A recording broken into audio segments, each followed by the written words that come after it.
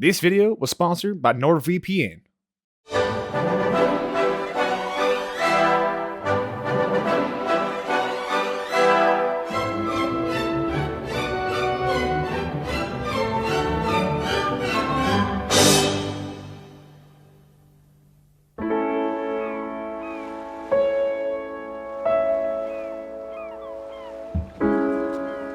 Red Dead Redemption doesn't open with a big saloon shootout or set piece, which was commonplace for the time. Red Dead Redemption played against its contemporaries with this opening that sings this feeling of nostalgia and longing.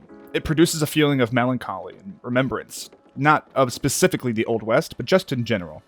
Which is an angle Red Dead Redemption takes more often than not, going for the more overarching and general themes that everyone can relate to versus a very specific take on a subject. The opening is also just like the opening to Rockstar's previous game, GTA 4, which has Nico leaving a boat and a car being unloaded from said boat. Oh yeah, we get this classic western shrill the instant John is on screen. Even though he's been out and gone straight for a while at this point, John can't escape these roots no matter what, and the music gorgeously supports this. Though he's not in handcuffs, Rockstar is able to make us understand the relationship among these men through the costume design and blocking alone.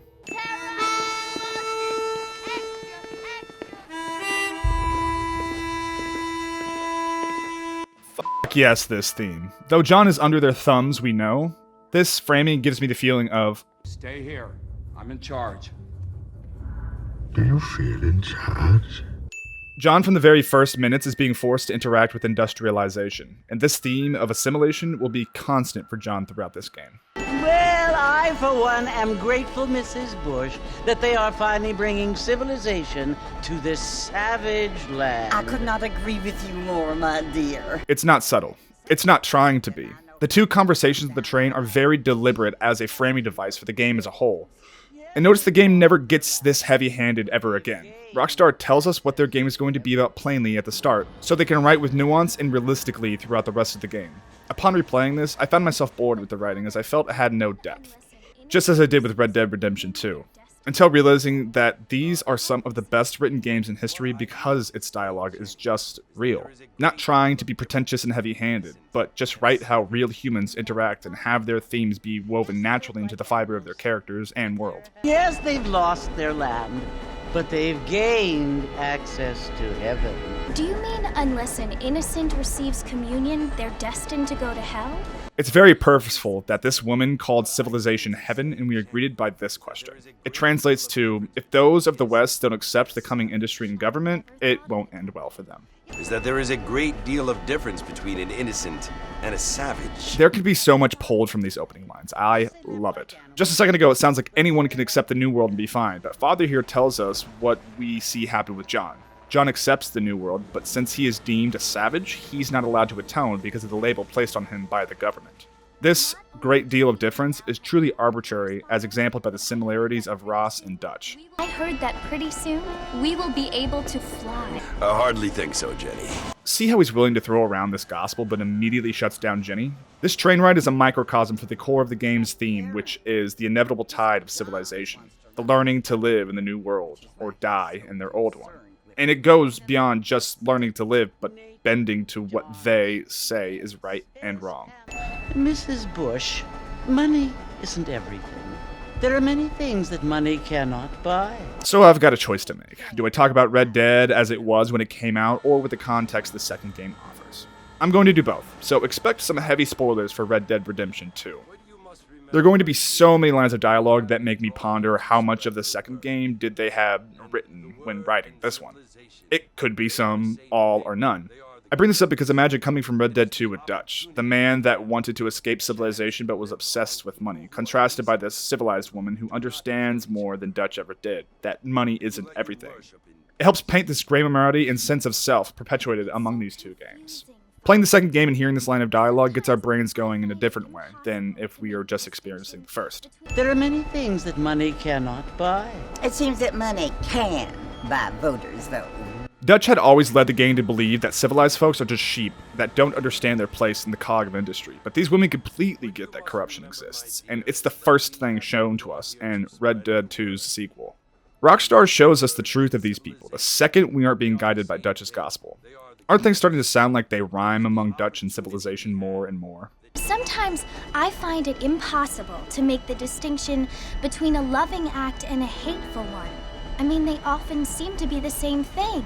It's incredibly poignant that we linger on John's face the entire time that Jenny is saying this, as most of John's hateful acts throughout the game come from the love he holds for his family. Yes, Jenny, it is confusing. But you only have to ask me if you need help.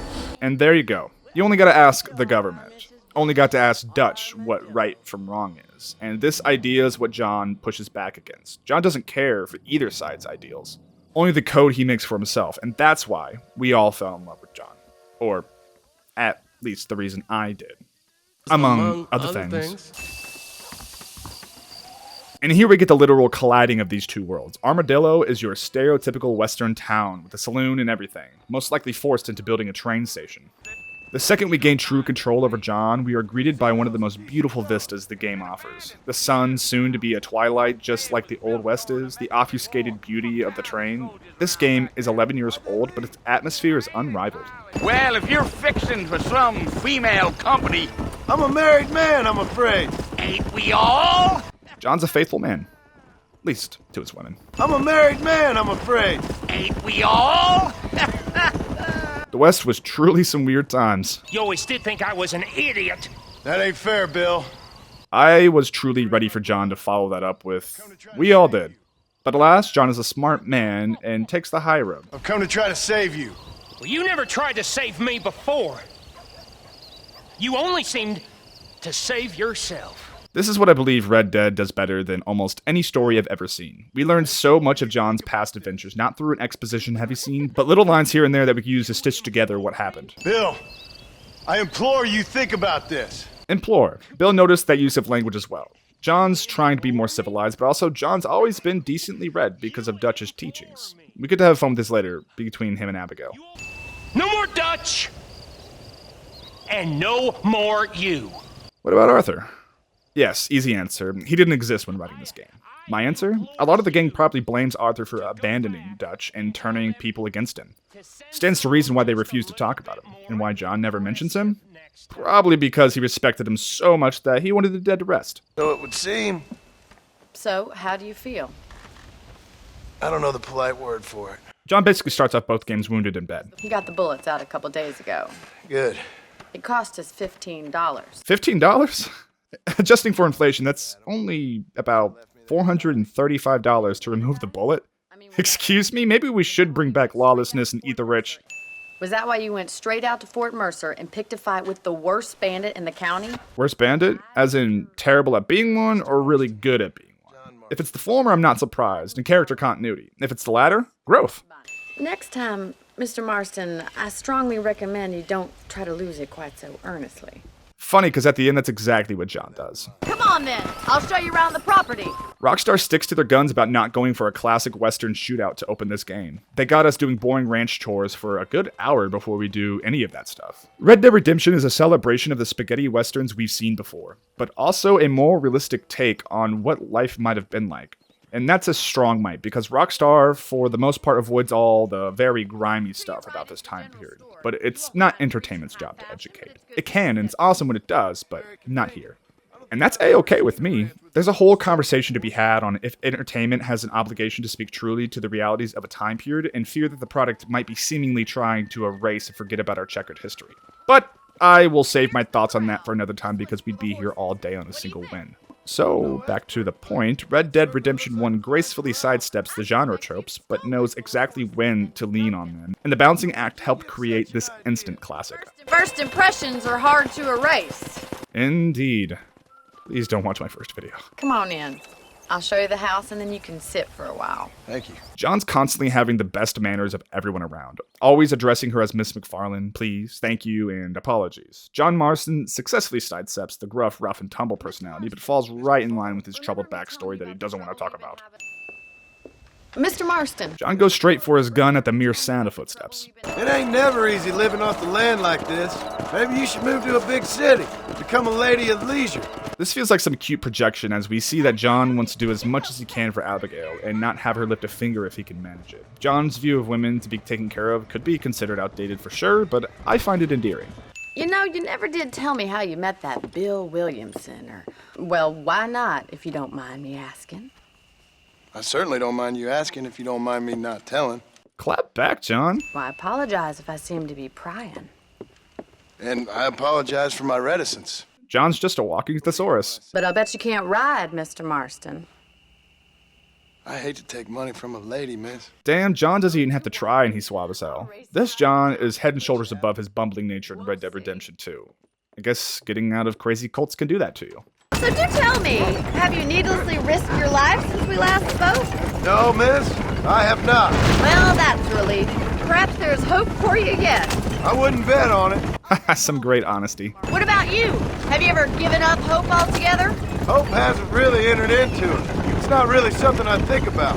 This is one of those, among other things, I was talking about. John is a very pragmatic man, and I've got nothing but respect for people who live that way. I can't always say I do either. Oh, don't be so deliberately enigmatic. I'm not, miss. Yes, you are. You are being deliberately obscure as a substitute for having a personality. Please apply water to burned area.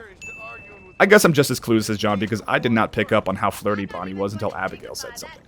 Is that a win for the game? Guess not. But it's my video, so ring the ding, Sean! And what you want? What you want? Fort Mercer. You them one of them Williamson boys. Calm down. Go on, shoot him, mister. Shoot him. Ooh, John draws his gun faster, one hand, proper stance, not shaking, while Jonah's got none of these traits. He may have screwed the pooch at Fort Mercer, but he's still a cowboy. I'm here to capture or kill Bill Williamson. He's outside my jurisdiction. He's in the next county. Well, actually, U.S. Marshals' jurisdiction is the entire nation as they're federal agents, so either the Marshal is playing dumb to avoid conflict, or is dumb. Either fit his character. My job is to keep this town safe, not clean up all of these 3 counties. It's hard enough around here. You know, I hear you speak, and suddenly I'm reminded of how some of the people I respected most in my life had a problem with authority. The Red Dead Redemption 1 experience is 1,000% enhanced after playing the second game. If you want my advice, play 1, play 2, then go play 1 again. Best way to experience the stories. And you're happy to let them drink in your saloon? Happy? No. But the way I figure it, better they're carousing in there than out robbing decent folk. Ha! Last time we tried appeasement, it led to a world war. You know, for an 11-year-old game with not the best dead zones, the gunplay is still fun and very playable. That can't be said for every decade-old game. Hello? I don't understand it no more, boy. Honest to goodness. I'm not sure I do. See, this is why John survived the longest of the entire game. Though he didn't get it at all, he learned to accept and laugh at it, and not lose his mind over it. Sarcasm's most unbecoming, Eli. It's gonna hold you back in life, even worse than your lazy eye. God damn, apply eyes to burned area. Alright. That facial expression almost looks as if he didn't understand what the Marshal meant. We just butchered a gang of thieves, and the town is up in arms about a missing snake oil merchant. I am so glad to be serving such a wise and respectable people. And I'm so glad that things never seem to change. I always get a nice little dopamine hit with each mission completion musical trill.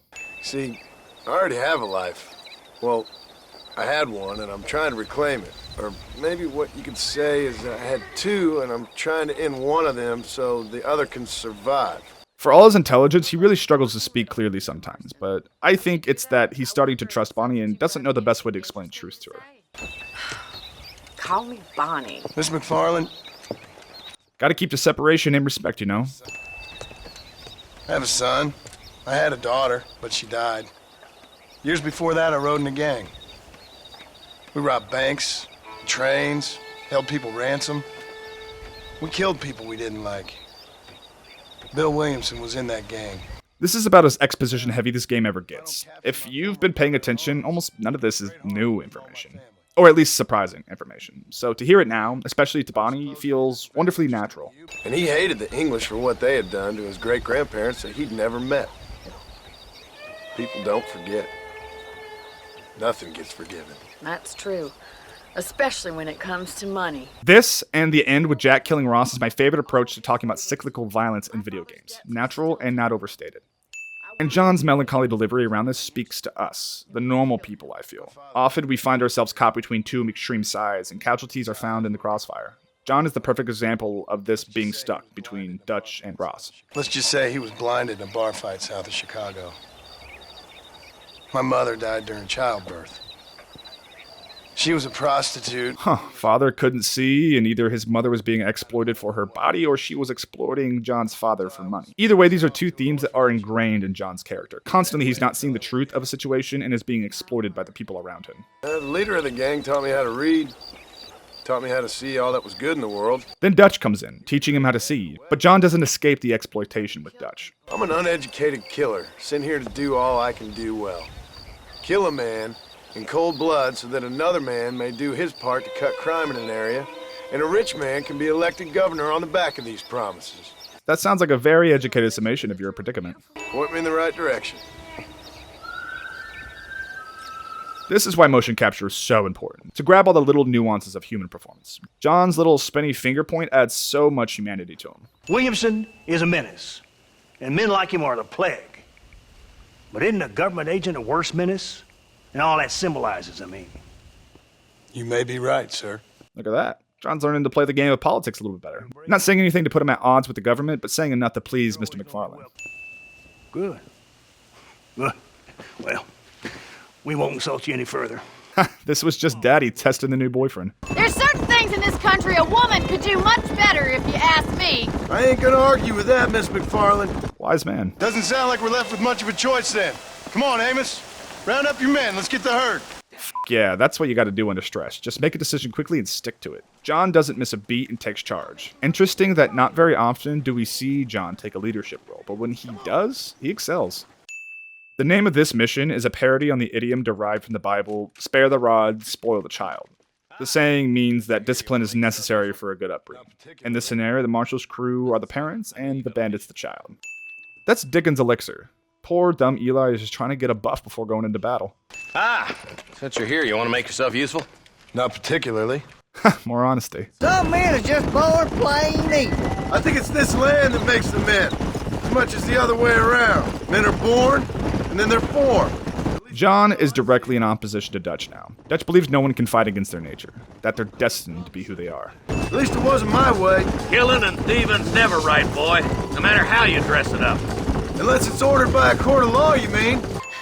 Please don't. Check that out. Each one has got their own unique draw. John close to the hip, ready to fire to kill, ASAP. Marshall brings both guns to his eye to aim precisely. Jonah's a little spooked and shaky, and Eli doesn't even get to his gun in time. And by unique, I meant character defining. What's Willem doing on Bill's payroll? We all have a code. Only some of us don't realize. The outlaw with the code? How wonderfully romantic. The reluctant murderer, the noble criminal. There's nothing more depressing than a man who's found a way to think the bad into good. You know, I was going to elaborate on that as I like to do, but that's perfect, so. Come on. Sometimes we've got to be the local ranch's action hero. Sincerely, John. Thank you. Well, did all I could, Miss McFarlane. Sorry about all the damage. Be more like John. He was just being criticized and yelled at by Bonnie, but didn't let his ego get bruised and stepped up to help. And then was sympathetic to the barn for not being able to do more. And don't get no funny ideas, or I will slit that whore's throat myself. You boys have a pleasant afternoon. Well, at least he was a gentleman with his exit. Kind of man who's mean enough to be second in command, but too cowardly and stupid to ever be a leader. Don't ever use that line near your deputies. Reminds me of Kieran talking about how the Vanderlyn's gang and O'Driscoll's weren't so different. Then they built the railroad to Armadillo and went clean past Tumbleweed. That was that. The only things that survive in the New Age are only what the government wants to survive. Sometimes it's hard not to have doubts. I understand. I never planned to be in the lawman business neither. After playing 2, it's very interesting riding along and working with the government, because for the longest, even the player is fooled by Dutch, thinking his way is the best. It's easy to make up rules, but they ain't much use if people don't understand why. Like my son, if I tell him not to do something, he'll do it anyways, just to spite me. If I punish him, he resents me for it. But if I show him why it's wrong, at least he has reason not to do it again. That's nonsense. Makes sense that the government would employ a man that thinks that nonsense. The government never wants those under them to question why they can't do something, just to fall in line. For John, he's always speaking to his ignorance, but he's very wise. He's only dumb because those in power tell him he is. When in all actuality, to me, John seems to be the only sane person in this game. Or insane, depending on your perspective. Something that's so impressed about Red Dead Redemption's script is the sheer size of it while maintaining a high quality. Sure, you can complain that these horse rides are a cheap way of shooting these scenes, but I'd take mountains of well-written dialogue over a hill of beautifully shot dialogue, any day. And they don't add dialogue just to have something happening while riding. It's always pertinent and meaningful. This game feels long at first glance, but under inspection, it's masterfully crafted. Besides, Norm here is going to be my shield, ain't you, Norm? It'd be my pleasure. That's the banter of two outlaws that understand the game. I thought we had a deal. Well, you thought wrong. We don't make deals with the law. You reap what you sow. We don't do deals with outlaws, boy. What the hell took you so long, you stupid man? Bonnie almost got... You shall be severally hanged by the neck, till you are severally dead, dead, dead! And she's cracking wise. Stupid man! Well, you weren't exactly helping me. And that is something that Abigail always tells John. We've got another Bible verse parody here. The original is, "You shall not bear false witness against your neighbor." Matter. I bid you good day, sir. I get so much joy of John getting so much joy here. Give it up, old man.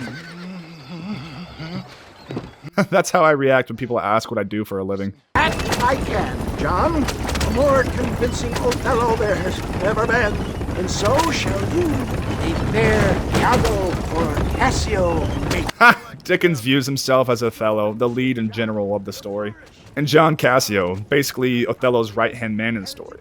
One, this is showing an inflated ego, but two, we all know Dickens is 100% Iago, using John Cassio as the main catalyst of his schemes. We're going to use your God-given talents to our advantage. Just like Iago used Cassio's gifts of being devilishly handsome to help stoke jealousy in Othello. Off at the outskirts of Ridgewood. Yo, what's Boga doing around? Your eyesight is greatly improved, is that not so, friend? If you say so. That's right, it is. You heard him. John just can't escape being used by everyone around him, can he? Aquila is Latin for eagle. Eagle. You know, eagle eye? No harm in trying one bottle, I suppose. Humility. I've been thinking I could be your cunning Odysseus. With modernity comes the need to throw around literature to pure smart. Wow, would you look at how funny that is? Beware of the Greeks bearing gifts, sir. Williamson had better beware. We will make them into Trojans. I don't rightly get you. People, when I start to prattle on about a hidden meaning I believe to see in something. Or just any of my recent dates. Oh well. Now, Bill's probably able to escape from Fort Mercer because he was using NordVPN. Now, I hear you uncivilized folks asking me, your sheriff, what's NordVPN? Well, NordVPN is a virtual private network. What that does is it encrypts your data on the World Wide Web. With Nord, you can travel in the Wild West of the internet safely. Think of NordVPN a little bit like myself, the sheriff in town, here to protect you from ne'er-do-wells. Bandits that want your password, wha-bam! Outlaws that want to steal your data, wha-pow! Now, just like your sheriff here, NordVPN has 24/7 customer service at all times. And up to 30 days of money-back guarantee. You cannot go wrong with at least giving them a try. Let's not forget to mention the other magic that NordVPN provides. Let's say you're in a theater in Blackwater and there's a film over up on Armadillo. Blackwater don't take too kindly to that new film. What you can do with Nord is trick the folks at Blackwater to letting you watch that film in Armadillo. I.e., for you more civilized folks, Blackwater is the USA and Armadillo is the UK. And you can use NordVPN to watch region-locked movies. How darn tootin' is that? Lastly, Nord ain't selfish like our man Dutch, and you can connect up to 6 devices simultaneously. I don't even own 6 devices. I don't even know what a cell phone is, but I bet NordVPN could even protect my rotary. Thank you very much, NordVPN, for sponsoring this video. I now feel much safer surfing the World Wide Web. Make sure you all check out NordVPN in the description down below. Now, back to the redemption. Wha-pow! What mess? Look at me! Look! Scrambling around, looking for maps, half insane. I ain't washed in 6 months. My hair falling out, my mind's going. You know, he may be crazy, but it's not all the time you see them be aware of it. Let's go see Moses, get you your map back. Then maybe you'll help me.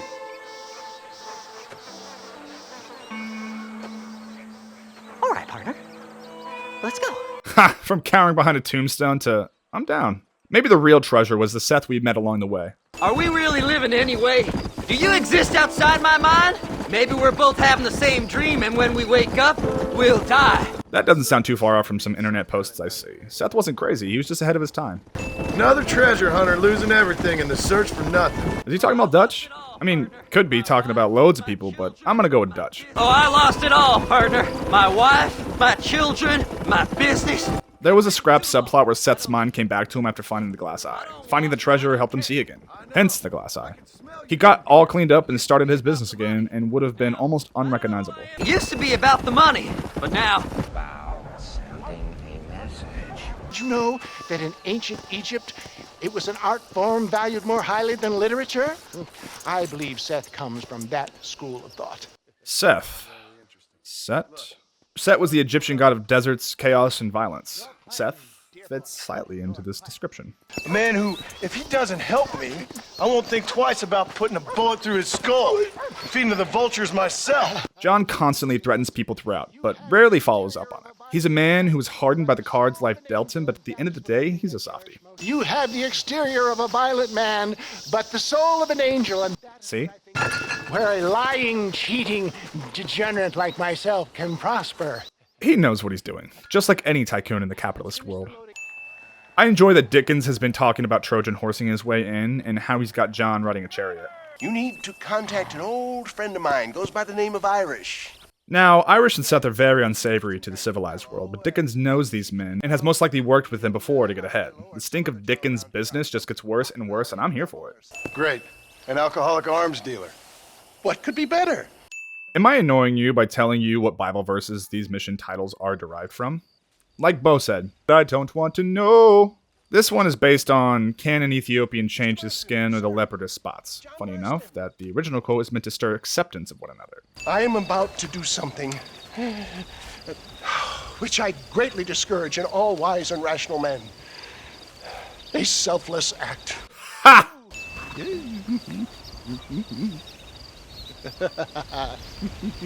Dickens is such a goofball.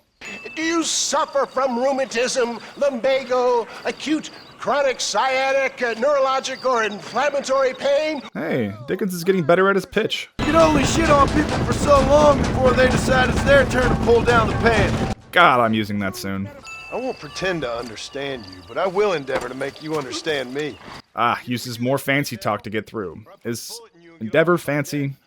Well, it's not something you hear every day in this context, so I'm going with yeah. A bunco, a grave robber, and a drunk. How could things possibly go wrong? That's the kind of optimism we need. In about 15 more seconds, your whole wheel's gonna turn black. What's up, boys?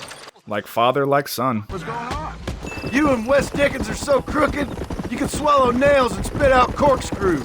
Apply liquid nitrogen to burned area. Spend too long without daylight and doxies, and it starts playing with your mind. I never heard so much come out of one mouth. Whee!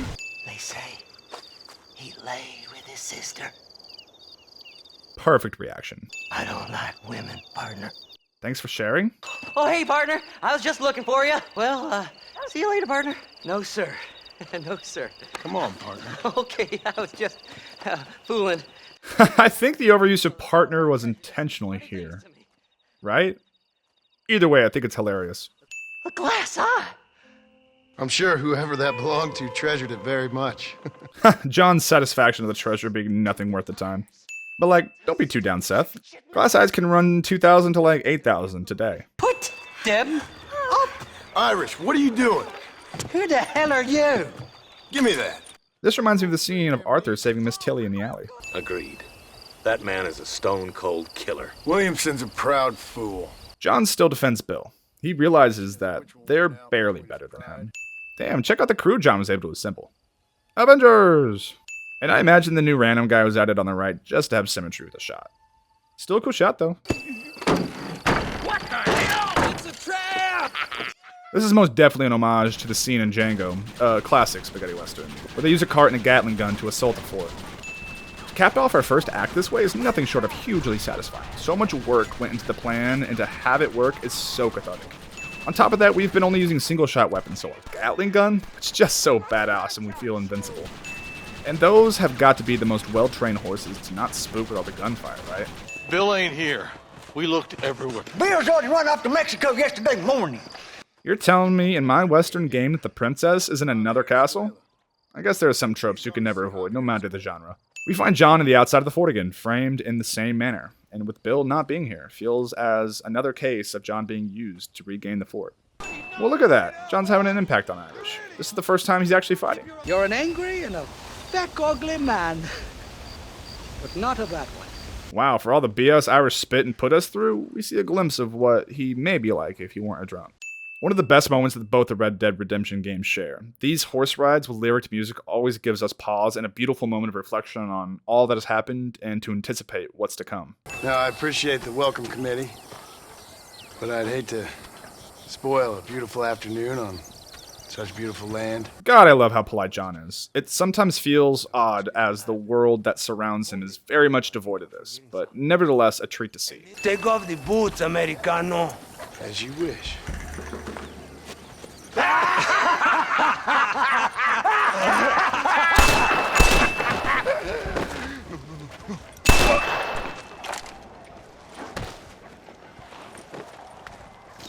I'm many things, most of them bad. But a man of political principles? No. Rob Whitehoff, a man who doesn't have a giant body of work beneath him, but completely murders his performance. I think there was a connection between Whitehoff and John, as he was planning on leaving acting altogether and pursuing a simple life. He ended up retiring after Red Dead Redemption 1, but the moment he heard of the second game, he came back to reprise his role. We are so lucky that he did, because not once does his performance shake. What's your name? That doesn't matter anymore. And you? I never had a name, mister. I was raised in an orphanage. A real American. What does he mean by a real American? Does he mean playing games and not shooting it straight with people? Thank you, old man. So the Cattleman Revolver is modeled after the cult model 1873 single-action arming revolver. You hear that? Single action. John's just such a badass he can will the hammer down. Landon Ricketts' outfit bears quite a resemblance to the Deadly Assassin outfit. That's gotta be no coincidence, since Ricketts is a famed man-killer. Sure. I don't think I ever rode with no savior before. But what about Dutch? What would you do if somebody took the people you love and told you they'd die if you didn't do as they asked? I'd show them what a big mistake they'd made. I like the way you think, Ricketts. You talk real big for a boy who couldn't shoot straight a half hour ago. And you talk big for an old man who can't stand up straight no more. Don't matter who's straight if you're dead. Javier, to see? No sé, señor. He doesn't know. I got that bit. Grande Americano? Yo no sé. No. Again, I got that. Insert laugh to show I thought it was very funny and laughed when replaying it, and wanted to share that with my loving audience. Two dudes sitting in a train car, 5 feet apart because they're not gay. If you look under the table, you can see some cheat cards on Ricketts' leg. There's a reason no one can beat him. You fucking cheat! Excuse me? You fucking looked in my fucking cards, you fucking cheat! Your Yankee friend here is a fucking cheat! Laugh, laugh. Muller's persistent use of f***ing is perfect.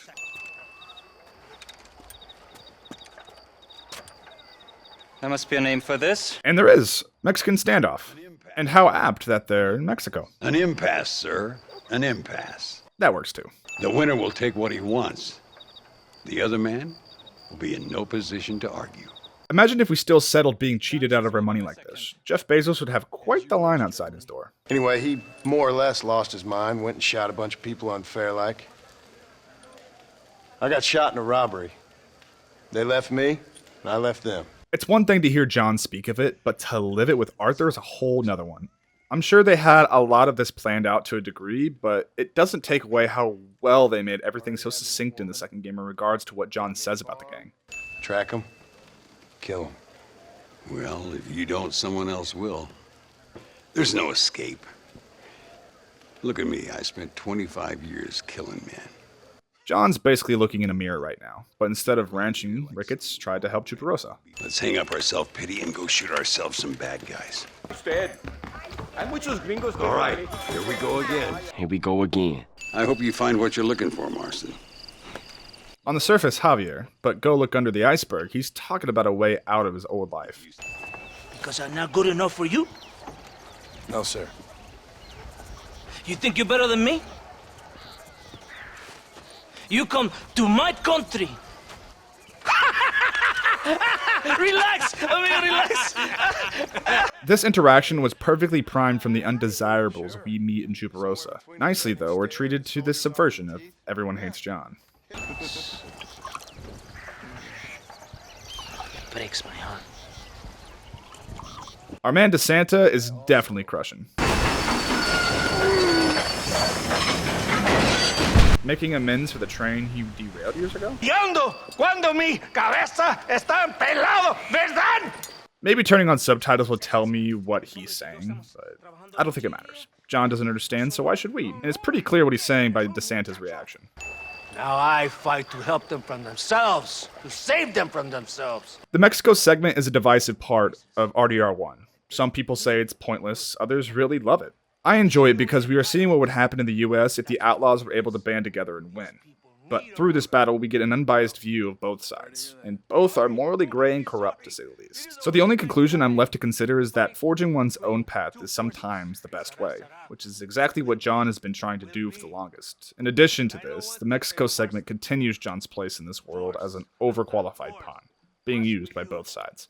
Force, force, must be used if you're to have your own way.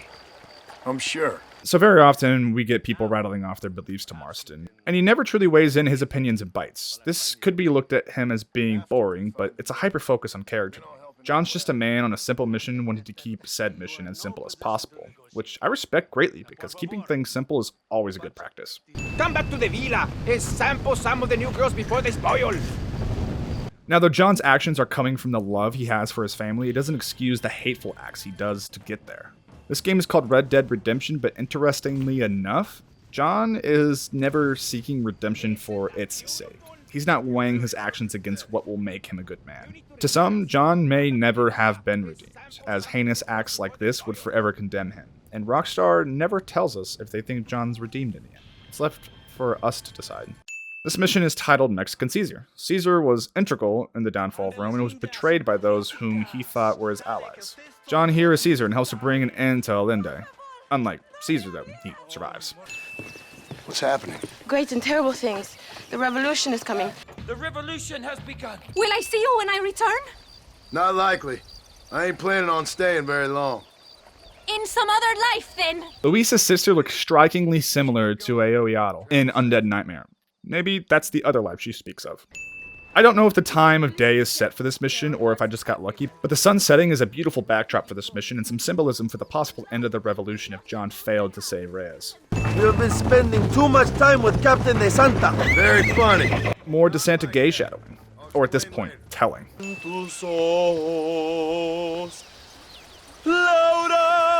Reyes called her the wrong name to her face and Luisa didn't even flinch. So love has blinded you. Let's remember that it was Caesar in Shakespeare's play that said cowards die many times before their actual deaths. I have a wife and son at home whom I miss. Don't we all, amigo? Remember Jake saying this at the start? Good actions make you a good man. Then I'm doomed. But I will help you, out of respect for your loss. See what I mean? John doesn't care to be good for goodness sake. He's all yours, fellers. I got what I need. Esto es para Mexico! Damn, every one of them shot, and I don't blame them. It would make an excellent corrido.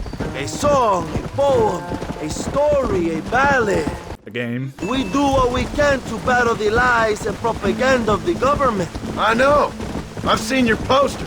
In the capital, they are already talking about my legendary escape from El Presidio, how I fought off 1,000 Mexican soldiers with my bare hands. Finally, the people have the truth. Check that out. I guess in war, propaganda is unavoidable.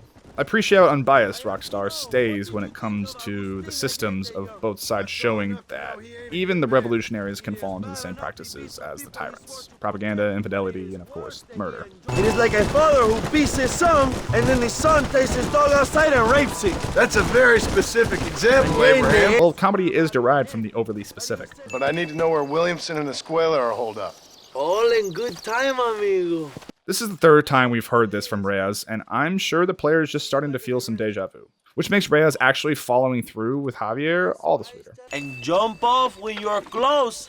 He's been packed with 5 crates of TNT. That sounds crazy. How long's the fuse? Yes, like I say, fun times. Though Reyes was just awful with what he said about Luisa, couldn't help but laugh at this. Just like with the Gatling gun, rocking this cannon is just dumb fun. Let this man go. And who are you, gringo? I'm no one. Hearing John say that, these men should have realized they were already dead. Mierda! Dios mío! At least she died probably not knowing that Reyes was fooling around on her. So this battle is actually based on the real-life historic battle of Ciudad Juarez and Cuautla that took place in 1911. These battles led to the Treaty of Ciudad Juarez, which ended the first phase of the Mexican Revolution. It's a pretty neat parallel having these two parties facing off against each other. A man on each side has one on the other, where at a point in time, they were once allies. Ross wants to speak with you. We've had some important developments. You want me to take out a gun and blow a fucking hole in your head right here? Right now? Damn, John doesn't curse very often this harshly. I'd shit my pants if John said that to me. We still don't have Vanderlyn, but now we know where he is. Then go and shoot him. No, sir. I want you to shoot him for me. Ross wants John to be the one to kill him to send a message to all the other would-be outlaws. Having someone like John kill Dutch sends a clear message that outlaws can come around, live, and work for the government. Oh, Mr. Marston, one more thing. This is for you. You're too kind. Some foreshadowing that Ross is going to kill John in the end. Let him go. Come on, Marston. Moral degeneracy waits for no man. Let's hurry along. That's something we can hear Wes Dickens say in the earlier missions. All these civilized folk are the same. 5, 347, 348. Dickens is kind of lost right now, and it reminds me of a friend of mine that explained how weird it is getting out of jail. They just walk you out of the jailhouse and leave you on the sidewalk to figure it out. Told me it was really jarring going from having the government give you glasses, healthcare, food, and board to then just toss you out to fend for yourself. Dickens seems to have the same type of feeling. If you step out of line, even once, well, I hope you're aware of the consequences. Can't say that he'll blow a fucking hole in your head right here. It's a trap! He even says it kind of like Akbar. It's a trap! Oh, it's nice to see you, John. Hello, Dutch. Ooh, imagine playing through the entire second game and finally meeting Dutch. All of Red Dead Redemption 1 is heightened by the second game. Dutch, most of all. How's Abigail? Checking on the members of your gang. Because you've been chasing me? Let the woman go, Dutch. Of course. Of course. Benjamin Byron Davis just commands any scene he's in. When Dutch is on screen, I am just enamored. This man here, oh, he married a whore. We all had her. Oh, but he married her. And you know that makes him a better man than us. Yeah, it does, because you always touted everyone to be your family. Didn't know you were into that, Dutch, if you guys feel me. He stole off with the bank manager in an automobile. Let's just say, Dutch ain't gone and got himself saved. He killed some poor woman. There's an old logging camp further down this road. They don't even care that a woman they probably knew just died. But that's the one thing John cares about. Tug on your heartstrings? He kind of reminds me of you. Violent piece of shit who went and confused himself with God. How are you? Well, my family's health and well-being. I think how John is can be represented by that spinning globe. It's a remarkable breakthrough. I've been looking at the blood of both natives and white men of corresponding height, weight, and age. They're exactly the same. It's remarkable. It completely refutes my last book. Jesus Christ. Though we still have a long way to go, I am very glad to be born in this modern day. These savages must be spoken to simply in metaphors. No, sir. I grew up on a reservation and attended school. Remember correctly? We ran in a gang together, Professor. I wouldn't try to read too much into it. That is the thesis of this channel. I'm going to say that Dutch doesn't have it in him to kill John. Didn't here, nor out of American venom, and not at the end of this game. Due to the fact that I have finally solved the riddle that has tormented my mind these past 8 years. That's how every RDR fan felt when the second game came out 8 years later. Well, violence isn't the answer. Maybe you live in a different... This man's rocking the dual-wield pistols. Has to be a little trick that Dutch taught him. Lisa, what are we going to do? I'm gonna hand you over to him and watch him tear you limb from limb. What? I'm just kidding. Towards the end of the game, Arthur and John both see off a strange little redhead man at a train station. In the way you enforce this civilization, this freedom for men to like or not like flowers, or whatever in God's name you were just talking about, is to kidnap a man's wife and son? Well, I know there's contradictions. I'm not going to lie to you. Beats shooting them in the head like Dutch did to that poor girl, I guess. Will you help us? Do I have any choice? Now that you mention it, no. Then what was that pretty speech in aid of? I don't rightly know, but it sure felt good saying it. The delusion of Ross is pretty comical. Well, looky there, it's a little baby Humvee. Dutch was a good man once. A far better man than you. So what made him this way? Definitely not the trolley crash, because that would be stupid and undermine all the character work they've done with Dutch. I suggest you learn to read first. And I suggest you learn how to shoot people in the front, not the back. Well, Ross did take one bit of John's advice.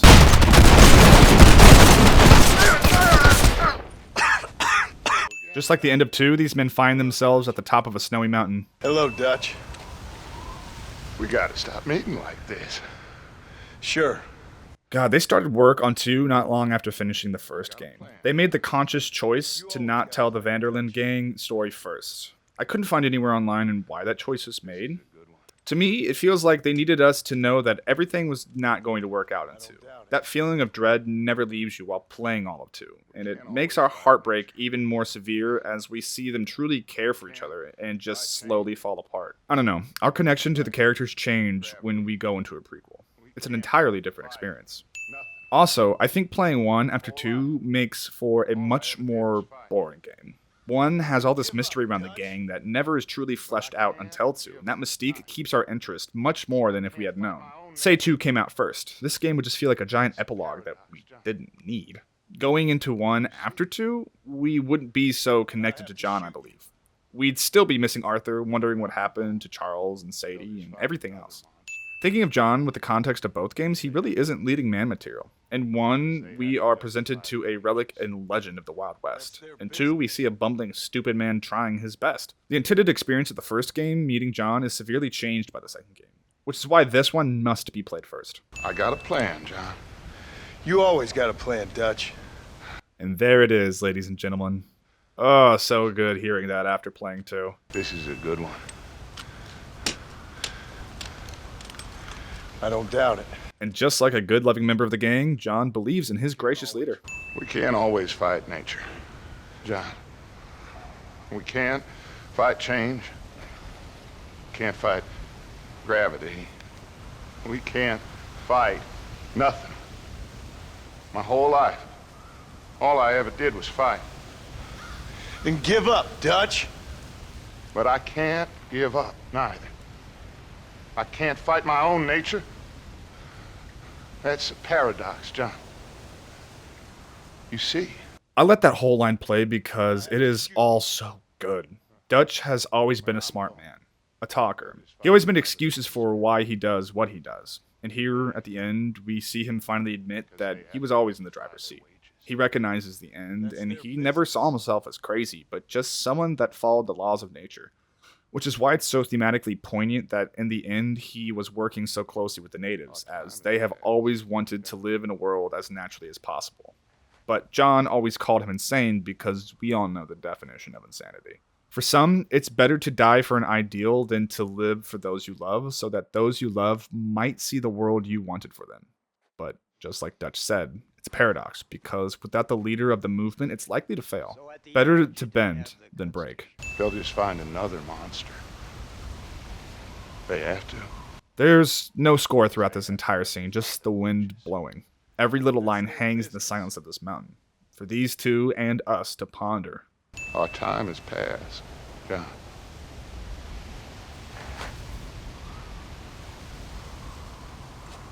And in the end, Dutch doesn't try to fight gravity and just lets it take him. You can interpret this as he died sticking to what he believed in, or finally surrendering to the new world's gravity of civilization, because there is no world in which Dutch gets to live.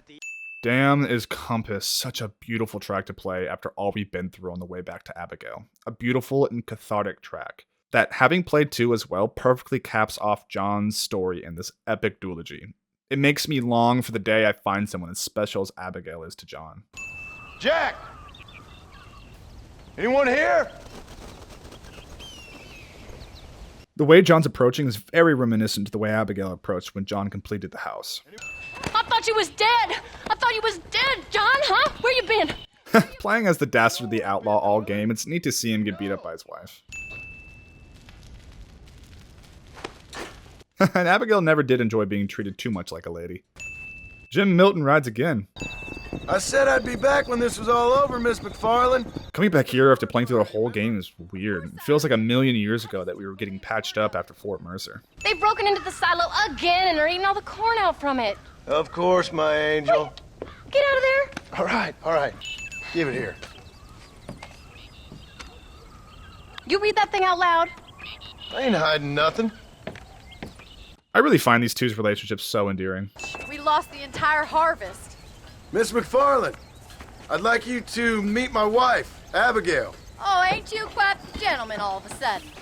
It's a pleasure to meet you, Mrs. Marston. Likewise. It's interesting that Rockstar has us play another hour and a half after the plot is over. Generally, people want the story and plot to resolve at the same time. But like The Lord of the Rings, we've got a little bit more story to wrap up after destroying the ring. Then comes a time doing all of these simple ranch chores where you get a little bored and you're wondering, okay, how is this going to end? As we keep doing small errands one after another, a sense of dread crept up on me. There's no way they're going to end their Western game about the death of the outlaw life with a happily ever after. On top of all the talk of people never forgetting their past, it starts to get worrisome. But the feeling's not unfounded.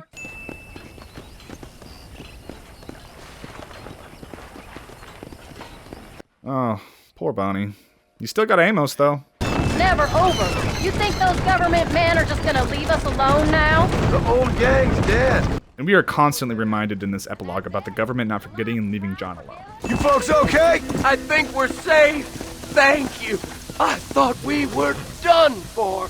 Just helping out. And look at this, John being a productive member of civilization, being a good Samaritan. And it tells this amazing story of how people killed the savage Redskins, and how this man, this brave man, hunts the man who killed his father. I'm glad you're enjoying it. Sounds like this story's about you, Jack. I'm glad you're enjoying it. And seeing John get soft on Jack's love for books? Ugh, my heart can't take the end of this game. Would you look at that? If you just do the story missions in Red Dead Redemption 1, your honor is super high. And if you just follow the story of Red Dead Redemption 2, it naturally gets low. If the canon ending of Red Dead Redemption 2 is the high honor one, then why wouldn't they bake more honor-filled tasks into the story missions so that everyone can see that ending? I killed the people Rockstar forced me to kill and did the good deeds like not killing Jimmy Brooks, refusing payment for saving the girl in Beaver's Hollow, and saving John at the end. There is no right and wrong ending to 2, just different experiences to be had, which is a good thing. We're all allowed to take something different from the endings we got. I did not fall in love with Arthur because I played him with low honor, but because I didn't. And I know my opinions won't change because he sees a sunrise at the end.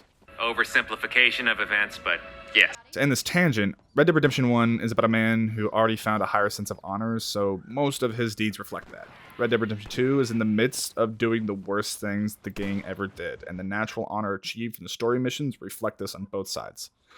Needless to say, I was very taken aback about how up in arms people were about me getting the low honor ending for Arthur. Which, to me, in all actuality, was the most likely destination for his character. I think the low honor ending is even more powerful because it's so much more real to life. Arthur was a terrible man, and just because he did a few great deeds in the last couple months doesn't redeem an entire life of wrongdoing.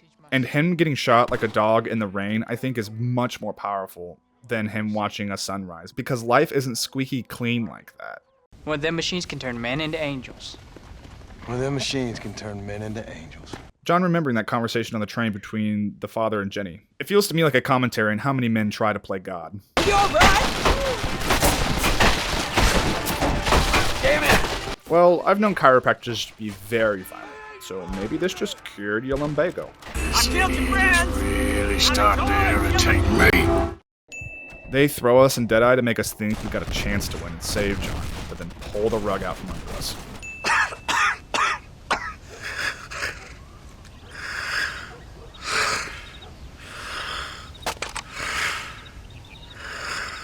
Now that's how you end a game and stay true to your themes and simultaneously rip everyone's heart out. It all ends where they first met, next to a river.